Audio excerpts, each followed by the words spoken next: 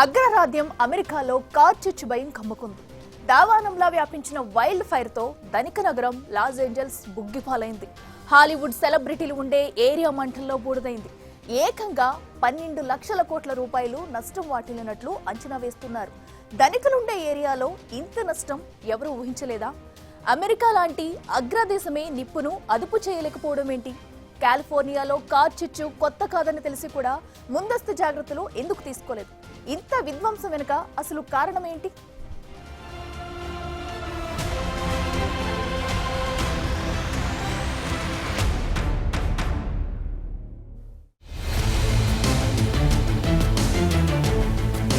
ఎటు చూసినా ఎగిసిపడుతున్న మంటలు. హాలీవుడ్ నటుల హైక్లాస్ భవనాలన్నీ బూడిదగా మారాయి. ధనికుల ఆస్తి అంతా కొన్ని గంటల్లో బుగ్గిపాలైంది. ఎర్రని మంటలపైన నల్లని పొగతో ఆ ప్రాంతమంతా భయంకరంగా కనిపించింది. కోట్లాది రూపాయల కార్లు, ఫర్నిచర్, వస్తువులు, ఒకటేంటి కట్టుబట్టలతో సెలబ్రిటీలు రోడ్డున పడ్డారు. అందులో మన భారతీయ నటీమణి ప్రియాంక చోప్రా ఇల్లు కూడా ఉంది. ఆ మాటకొస్తే ట్రంప్ కొడుకు నివాసం, బ్రిటన్ యువరాజు ఇల్లు, అమెరికా ప్రెసిడెంట్ జో బైడెన్ కుమారుడు హంటర్ బైడెన్ ఇల్లు కూడా కాలి బూడిదైంది. ఇలా చాలా మంది గొప్పోళ్ల ఇళ్లన్నీ కార్చిచ్చులో కాలిపోయాయి. హాలీవుడ్ లో జరిగిన ఈ విధ్వంసం ఖరీదు 12 లక్షల కోట్ల కంటే ఎక్కువంటే నష్టం ఏ మేరకు జరిగి ఉంటుందో అర్థం చేసుకోవచ్చు. కాలిఫోర్నియాలో లాస్ ఏంజల్స్ లోని హాలీవుడ్ ప్రాంతంలో 20,000 ఇళ్లు దగ్ధమైతే మరోచోట 10,000 ఇళ్లు మంటల్లో మసైపోయాయి. ప్రపంచాన్ని శాసించే అమెరికా ఈ మంటలను మాత్రం కంట్రోల్ చేయలేకపోయింది. బీచ్ పక్కనున్న ఇల్లు కూడా ఈ మంటల్లో కాలిపోయాయంటే ఈ వైల్డ్ ఫైర్ ఏ రేంజ్ లో విజృంభించిందో ఊహించుకోవచ్చు. అమెరికాలోని కాలిఫోర్నియా రాష్ట్రంలోని Los Angeles, greater Los Angeles అటవీ ప్రాంతంలో జనవరి 7న కార్చిచ్చు అంటుకుంది. మొదట 10 ఎకరాల్లో చెలరేగిన కార్చిచ్చు కొన్ని గంటల్లోనే 3,000 ఎకరాలకు పైగా వ్యాపించింది. ఈ అగ్ని ప్రమాదం తాకిడికి ఈ ప్రాంతాల్లో 1,80,000 మందిని సురక్షిత ప్రాంతాలకు తరలించారు. ఈ దావానం ఇప్పటి వరకు 11 మంది ప్రాణాలు బలికొంది. ఇంకా మృతుల సంఖ్య పెరిగే అవకాశమున్నట్లు అధికారులు చెబుతున్నారు. గంటకు పెరుగుతున్న కార్చిచ్చు 40,000 కిలోమీటర్ల మేర ముంచేసి 40,000 ఎకరాలకు పైగా ప్రాంతాన్ని దగ్ధం చేశాయి. ఇప్పటికీ అవి అదుపులోకి రాని పరిస్థితి. అగ్ని ప్రమాదం ప్రభావం చాలా వినాశనాన్ని సృష్టించింది. దీనిని చరిత్రలో అత్యంత ఖరీదైన అగ్ని ప్రమాదంగా బీమా కంపెనీలు భావిస్తున్నాయి. నిజానికి కాలిఫోర్నియా అటవీ మంటలకు ప్రసిద్ధి చెందింది. కానీ ఈసారి వచ్చిన కార్చిచ్చు తీవ్రంగా ఉండడమే కాకుండా ఇది శీతాకాలంలో సంభవించింది. సాధారణంగా ఈ కాలంలో అగ్ని ప్రమాదాలు జరగవు. మరి లాస్ ఏంజల్స్, కాలిఫోర్నియా ఇప్పుడు ఎందుకు మండుతున్నాయన్నది అందరినీ ఆశ్చర్యంలో ముంచెత్తింది. పసిఫిక్ పాలిసాడ్స్ సమీపాన జనవరి 7న రాత్రి ప్రారంభమైన ఈటన్ ఫైర్ వెంచురా కౌంటీకి దగ్గరలోని వెస్ట్ హిల్స్ ప్రాంతంలోని శాన్ ఫెర్నాండో వ్యాలీకి వ్యాపించింది. తర్వాతి రోజు ఈ కెన్నెత్ ఫైర్ భారీ ఈదురుగాళ్లతో చాలా వేగంగా కమ్ముకుంది. గంటకు 80 కిలోమీటర్ల వేగంతో వీస్తున్న గాలుల వల్ల పెద్ద ఎత్తున మంటలు వ్యాపించాయి. ఇళ్లు, అపార్ట్మెంట్లు, వ్యాపార సంస్థలు, వాహనాలు అన్ని మంటల్లో మాడిపోయాయి. ఇక ఈటన్, పాలిసేడ్స్ ఫైర్స్ మధ్య 10,000కు పైగా నిర్మాణాలు దగ్ధమయ్యాయి. చాలా మంది పాలిసేడ్స్ లో హైస్కూల్లో ఆశ్రయం పొందారు. ఈ ప్రదేశానికి దూరంగా 2 మైళ్ల వరకు కెన్నెత్ ఫైర్ వ్యాపించింది. మాలిబులో 5 చర్చీలు, 7 స్కూళ్లు, 2 లైబ్రరీలు, బార్లు, రెస్టారెంట్లు, బ్యాంకులు, గ్రాసరీ షాపులు దగ్ధమయ్యాయి. దాదాపు 250 మంది అగ్నిమాపక సిబ్బంది మంటలను ఆర్పే ప్రయత్నాలు చేస్తున్నారు. కార్చిచ్చు మొదలైనప్పటి నుండి 5 సార్లు మంటలు మళ్లీ రాజుకుంటూనే ఉన్నాయి. భీకరమైన శాంటా అనా గాలులు ఈ ప్రాంతంలో చెలరేగిన కార్చిచ్చుకు ఆజ్యం పోయడం వల్లే ఇంత వినాశనం జరిగిందని అంటున్నారు. హాలీవుడ్ హిల్స్ లో మంటలను కొంతవరకు తగ్గించగలగడంతో అక్కడి ప్రజలు తమ నివాసాలను ఖాళీ చేయడానికి వీలుపడింది. లేకపోతే మరణాలు మరింత పెరిగేవి. ఇప్పుడు హాలీవుడ్ లో రగులుకున్న కార్చిచ్చు మొత్తం సినీ పరిశ్రమని ధ్వంసం చేసిందని అంటున్నారు. హెలికాప్టర్ల ద్వారా నీళ్లు చెమ్మిన తర్వాతే కొంతమేర హాలీవుడ్ హిల్స్, స్టూడియో సిటీ మంటలను వేగంగా ఆర్పగలిగారు. ఇక ఈ ప్రమాదాన్ని అవకాశంగా తీసుకుని దోపిడికి పాల్పడిన 20 మందిని కూడా పోలీసులు అరెస్టు చేశారు. శాంటా మొనికాలో కర్ఫ్యూ కూడా విధించారు.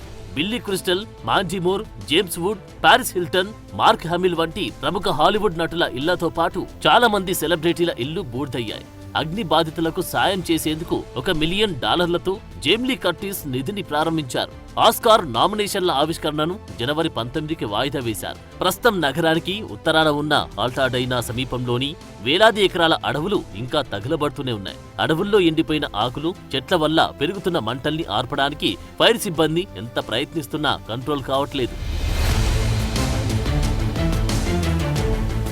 ఇక తాజా పరిస్థితులపై అమెరికాకు కాబోయే president Donald Trump, Tesla CEO Elon Musk లు సీరియస్ అయ్యారు. కాలిఫోర్నియా గవర్నర్ కారణంగానే ఈ స్థాయి నష్టం వాటిల్లిందంటూ ట్రంప్ తీవ్ర ఆరోపణలు చేశారు.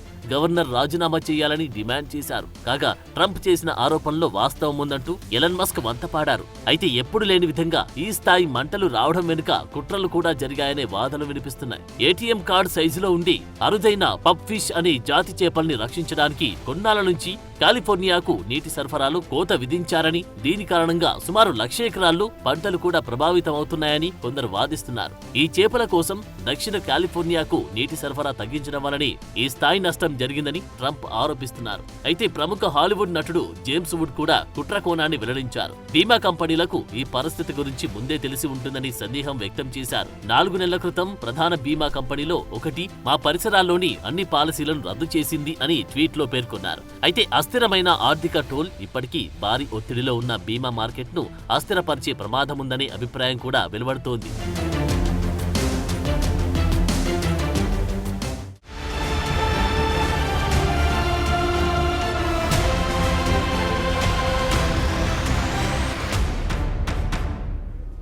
కాలిఫోర్నియాలో కార్ చిచ్చు కొత్తేమీ కాదు.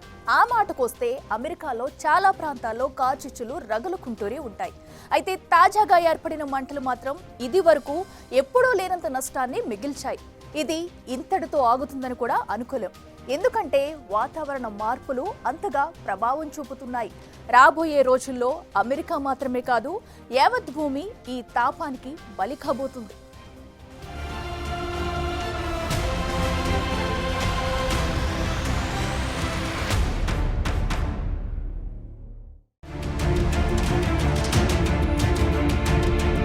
కాలిఫోర్నియా కార్చిచ్చులకు ప్రసిద్ధి చెందిన రాష్ట్రం. ఒక విధంగా అమెరికా వ్యాప్తంగా పలు ప్రాంతాలు కార్చిచ్చుకు బలవుతూనే ఉన్నాయి. కనీసం 2 సంవత్సరాల్లోనే ఒక్కసారైనా అమెరికాలో దాహనం రగులుకుంటుంది. 2023లో కూడా హవాయి స్టేట్లో కూడా కార్చిచ్చు చెలరేగింది. మౌయి ఐలాండ్లో వచ్చిన మంటలకు 93 మంది బలయ్యారు. గత శతాబ్దంలో అమెరికాలో ఇదే అతి భయంకరమైన అగ్ని ప్రమాదంగా గుర్తించారు. దీనికి ముందు 2022లో అమెరికాలోని కొలరాడో రాష్ట్రంలో భారీ ఎత్తున దావానం వ్యాపించింది. ఈ మంటలకు అడవులు పూర్తిగా తగలబడ్డాయి. మధ్యాహ్నం మొదలైన కార్చిచ్చు సాయంత్రానికి 123 ఎకరాల అడవిని దహించి వేసింది. మొత్తం 19,000 మందిని తరలించాల్సి వచ్చింది. 2021లో కూడా కొలరాడో ఏర్పడిన మంటలకు 100కు పైగా ఇళ్లు దగ్ధమయ్యాయి. ఇక 2020లో కాలిఫోర్నియాలో అంటుకున్న కార్చిచ్చు వల్ల 40 లక్షల ఎకరాల్లో మంటలు చెలరేగగా 31 మంది ప్రాణాలు కోల్పోయారు. శాన్ ఫ్రాన్సిస్కోకు ఉత్తరాన ఉన్న వైన్ కంట్రీలో ఈ మంటలు వచ్చాయి. 2018లోనూ ఉత్తర కాలిఫోర్నియాలోని పారడైజ్ పట్టణం మంటల్లో కాలింది. 23 మంది బలయ్యారు. 2.5 లక్షల మంది ఇళ్లను ఖాళీ చేశారు. అప్పుడొచ్చిన క్యాంప్ ఫైర్, ఓస్లీ ఫైర్, హిల్ ఫైర్ అనే 3 కార్చిచ్చులు 70,000 ఎకరాల స్థలాన్ని బూడిద చేశాయి. ఇక ఇప్పుడు ఏర్పడ్డ పాలిసేడ్స్ కార్చిచ్చు చరిత్రలోనే అత్యంత భయంకరమైన దావాగ్ని అంటున్నారు. జనవరి 7న శాంటా మోనికా పర్వతం వైపు చిన్నగా మొదలైన మంటలు పాలిసేడ్స్ ను బూడిద చేశాయి. 2 రోజుల క్రితమే శాంటా ఆనాలో గంటకు 120 కిలోమీటర్ల వేగంతో మొదలైన గాలులు దీన్ని మరింత ఉధృతం చేశాయి. వాతావరణ శాఖ జారీ చేసిన హెచ్చరికలతో ప్రాణాలు కాపాడుకున్నారే గాని ఆస్తులన్నీ మంట కలిశాయి. వర్షాలు పడకపోవడం వల్ల అంతా పొడిగా ఉండడంతో మంటలు మరింత వేగంగా తీవ్రంగా వ్యాపించాయి. సాధారణంగా అమెరికాలో అటవీ అగ్ని ప్రమాదాలు జూన్ నుండి అక్టోబర్ మధ్య జరుగుతాయి. కానీ భయంకరమైన ఈ అగ్ని ప్రమాదం జనవరి నెలలో రావడమే అందరినీ ఆందోళనకు గురిచేస్తోంది. గతంలో కాలిఫోర్నియాలో కార్చిచ్చులు ఉన్నప్పటికీ కొత్త సంవత్సరం ప్రారంభంలో మంటలు చెలరేగడం చాలా అరుదు. అందుకే నిపుణులు దీనిని వాతావరణ మార్పుకు స్పష్టమైన సంకేతంగా చూస్తున్నారు. ఈ ఉదాహరణతో భవిష్యత్తులో అగ్ని ప్రమాదాలు సంభవించే అవకాశం మరింత పెరుగుతుందని అంటున్నారు. ఈ ఏడాది జనవరి నెల ప్రారంభం నుండి లాస్ ఏంజల్స్ కౌంటీలో 60కి పైగా అగ్ని ప్రమాద హెచ్చరికలు జారీ అయ్యాయి.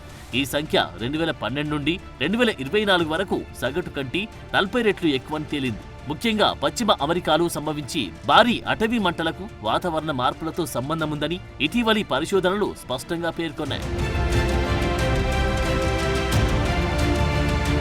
సాధారణంగా జనవరి, మార్చి మధ్య ఎటువంటి అగ్ని ప్రమాద హెచ్చరికలుండవు. అందులోనూ శీతాకాలంలో వచ్చే వర్షం, చల్లదనం కూడా మంటల్ని అదుపు చేస్తాయి. కానీ ఈసారి అలా జరగలేదు. అక్టోబర్ నుండి లాస్ ఏంజల్స్ లో కేవలం 4% వర్షపాతం మాత్రమే నమోదైంది. కరువు చాలా పెరిగిపోయింది. ఎండిపోయిన వృక్షాలతో అటవీ అంతా మంటలంటుకోవడానికి సిద్ధంగా ఉంది. దానికి తోడు శాంటా ఆనా నుండి బలమైన పొడిగాళ్లు మంటలను ఆర్పడానికి చేసిన అన్ని ప్రయత్నాలు విఫలం చేశాయి. నిజానికి 20వ శతాబ్దం మధ్యకాలం నుండి వాతావరణ మార్పు ప్రపంచవ్యాప్తంగా అస్థిర వాతావరణ పరిస్థితులకు కారణమైంది. నివేదికల ప్రకారం ఈ అస్థిర వాతావరణం 31 నుండి 66% పెరిగినట్లు శాస్త్రవేత్తల అధ్యయనాల్లో కనుగొన్నారు. దీని అర్థం కాలిఫోర్నియా దశాబ్దాల తరబడి కరువును ఎదుర్కొన్నట్లే 2022, 2023లో భారీ వర్షపాతం నమోదై 2024లో వర్షాలు లేకుండా మారింది. ఈ వాతావరణ మార్పు వల్ల కార్చిచ్చులు మరింత తీవ్రంగా మారాయి. నిపుణుల అభిప్రాయం ప్రకారం కాలిఫోర్నియా కార్చిచ్చులు సహజ వాతావరణ మార్పులతో పాటు మానవ తప్పిదాల వల్ల కూడా ఏర్పడిన విలయం అని చెప్పాలి. పెరుగుతున్న ప్రపంచ ఉష్ణోగ్రతలు భూమిని వేడిగా పొడిగా మార్చుతున్నాయి. దీనితో అగ్ని ప్రమాదాలు సంభవించే అవకాశం చాలా రెట్లు పెరిగింది. చరిత్రలో ఎన్నడూ లేనంతగా 2023, 2024 అత్యంత వేడిగా ఉండే సంవత్సరాలుగా నమోదయ్యాయి. ఇప్పుడు ఇది ఇక్కడితో ఆగేలా లేదు. ఈ సమస్య మరింత తీవ్రంగా మారే పరిస్థితులే ఉన్నాయి. దక్షిణ కాలిఫోర్నియాలోని శాంటా ఆనా గాళ్ల కారణంగా మంటలను అదుపు చేయడం భవిష్యత్తులో మరింత కష్టతరమయ్యే ఛాన్సెస్ ఉన్నాయి. ఈ గాళ్లు మంటలను ఎంతగా వ్యాపింపజేస్తాయంటే దానిని ఆపడం దాదాపు అసాధ్యమనే స్థాయిలో విలయం రానుంది. అడవులకు పట్టణ ప్రాంతాలకు మధ్య ఇల్లు నిర్మిస్తున్న క్రమంలో ఈ పరిస్థితి మరింత ప్రమాదకరంగా మారబోతుంది. అందుకే కాలిఫోర్నియాలో ఇంత దారుణమైన పరిస్థితి నెలకొంది. అయితే ఇప్పుడు ప్రభుత్వాలు కూడా ఏం చేయలేని స్థితిలో ఉన్నాయి. వాతావరణ మార్పును ఎదుర్కోవాలనే హెచ్చరికలు దశాబ్దాలుగా వస్తున్నా ఏ ఒక్కరూ దానిపై దృష్టి పెట్టలేదు. కాలిఫోర్నియాలో తాజా కార్చిచ్చును అడ్డుకోవడానికి పసిఫిక్ పాలిసాడ్స్ లోని శాంటానియస్ రిజర్వాయర్లో నీటి నిల్వ అవసరమైంది. గతంలో కార్చిచ్చులను కూడా ఇదే అడ్డుకుంది. అయితే ఇటీవల పెద్దగా వర్షాలు లేకపోవడంతో గత ఫిబ్రవరి నుండి మరమ్మతుల కోసం దీన్ని మూసివేశారు. ఈ కీలకమైన నీటి సరఫరా వ్యవస్థ ఇలాంటి అవసరమైన సమయంలో నిరుపయోగంగా మారడంతో పరిస్థితి అదుపులోకి రాలేదు. ఇక ఇటీవల కాలిఫోర్నియాలో స్మార్ట్ సిటీల ఏర్పాటు చాలా పెరిగింది. కాలిఫోర్నియా అంతటా స్మార్ట్ సిటీలు ఏర్పాటు చేయడానికి ఐక్యరాజ్యసమితి ఎజెండాలో భాగంగా 2030 పథకం వచ్చింది. దీని తర్వాత కాలిఫోర్నియా అటవీ ప్రాంతంలో భూ కబ్జాలు జోరందుకున్నాయి. అడవులను నరికివేయడం పెరిగింది. పచ్చదనం తగ్గిపోవడంతో వేడి విపరీతమైంది. ఫలితం కార్చిచ్చులు అధికమయ్యాయి. ఇక ఇప్పటికైనా ప్రపంచ పెద్దన్న కళ్ళు తెరుస్తుందో లేదో చూడాలి.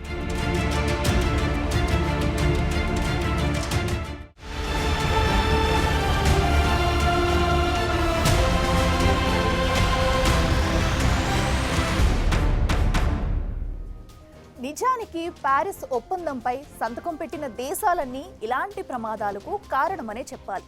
ఇవన్నీ ఒప్పందానికి ఒప్పుకున్నాయి తప్ప దాన్ని అమలు చేయడంలో మాత్రం ఫెయిల్ అయ్యాయి. ఇక ఇప్పుడైనా క్లైమేట్ చేంజ్ సీరియస్ గా తీసుకోకపోతే ఇలాంటి కార్చిచ్చులకు అమెరికా మాత్రమే కాదు అన్ని దేశాలు బలి కావాలి.